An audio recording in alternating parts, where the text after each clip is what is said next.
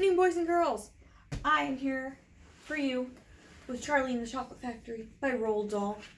And if I am not mistaken, which I am rarely mistaken, of course, we are on chapter 4, which is called The Secret Workers. The next evening, Grandpa Joe went on with his story.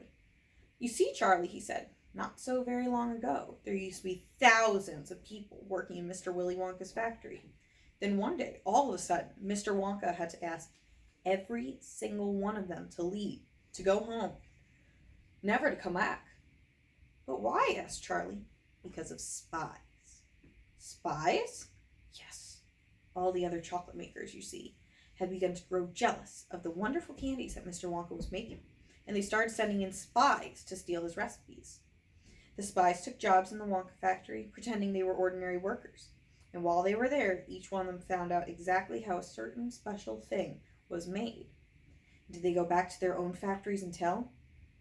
"They must have," answered Grandpa Joe, "because soon after that, Fickelgruber's factory started making ice cream that would never melt, even in the hottest sun. Then Mr. Prodnose's factory came out with a chewing gum that never lost its flavor, however much you chewed it. And then Mr. Slugworth's factory began making candy balloons that you could blow up to huge sizes before you popped them with a pin and gobbled them up. And so on and so on. And Mr. Willy Wonka tore his beard and shouted, 'This is terrible! I shall be ruined! There are spies everywhere! I shall have to close the factory!' But he didn't do that," Charlie said. "Oh, yes, he did. He told all the workers that he was sorry, but they would have to go home. Then he shut the main gates and fastened them with a chain, and suddenly Wonka's giant chocolate factory became silent and deserted.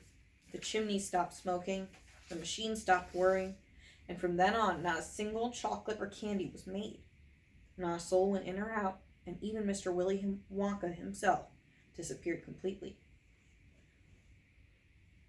"It's late at night, friends.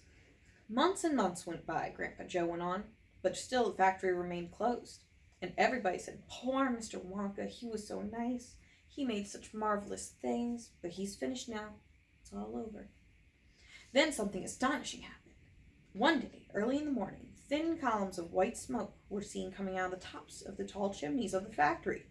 People in the town stopped and stared. 'What's going on?' they cried. 'Someone's lit the furnaces. Mr. Wonka must be opening up again.' They ran to the gates, expecting to see them wide open, Mr. Wonka standing there to welcome his workers back. But no, the great iron gates were still locked and chained as securely as ever, and Mr. Wonka was nowhere to be seen. 'But the factory is working,' the people shouted. 'Listen, you can hear the machines. They're all whirring again. You can smell the smell of melting chocolate in the air.' Grandpa Joe leaned forward and laid a long, bony finger on Charlie's knee, and he said softly, 'The most mysterious of all, Charlie, were the shadows in the windows of the factory. People standing on the street outside could see small, dark shadows moving about behind the frosted glass windows.' 'Shadows of whom?' said Charlie quickly. That's exactly what everybody else wanted to know. 'The place is full of workers,' the people shouted, 'but nobody's gone in. The gates are locked. It's crazy. Nobody ever comes out, either.' There was no question at all," said Grandpa Joe, "that the factory was running, and it's gone on running ever since, for these last 10 years. What's more, the chocolates and candies it's been turning out have become more fantastic and delicious all the time.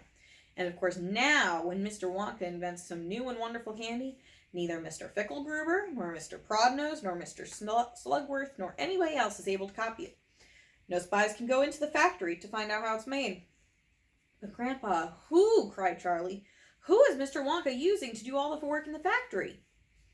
"Nobody knows, Charlie." "But that's absurd. Hasn't someone asked Mr. Wonka?" "Nobody sees him anymore. He never comes out. The only things that come out of this place are chocolate and candies.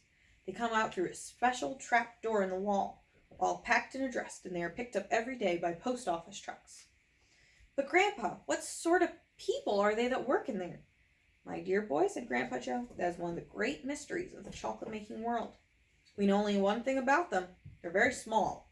The faint shadows that sometimes appear behind the windows, especially late at night when the lights are on, are those of tiny people no taller than my knee." "There aren't any such people," Charlie said. Just then, Mr. Bucket, Charlie's father, came into the room. He was home from the toothpaste factory, and he was waving an evening newspaper rather excitedly. "Have you heard the news?" he cried. He held up the paper so that they could see the huge headline. The headline said, "Wonka Factory to be opened at last to a lucky few." Dun dun dun. And I'm going to, of course, leave you on a cliffhanger. Have a good night, boys and girls. Be awesome.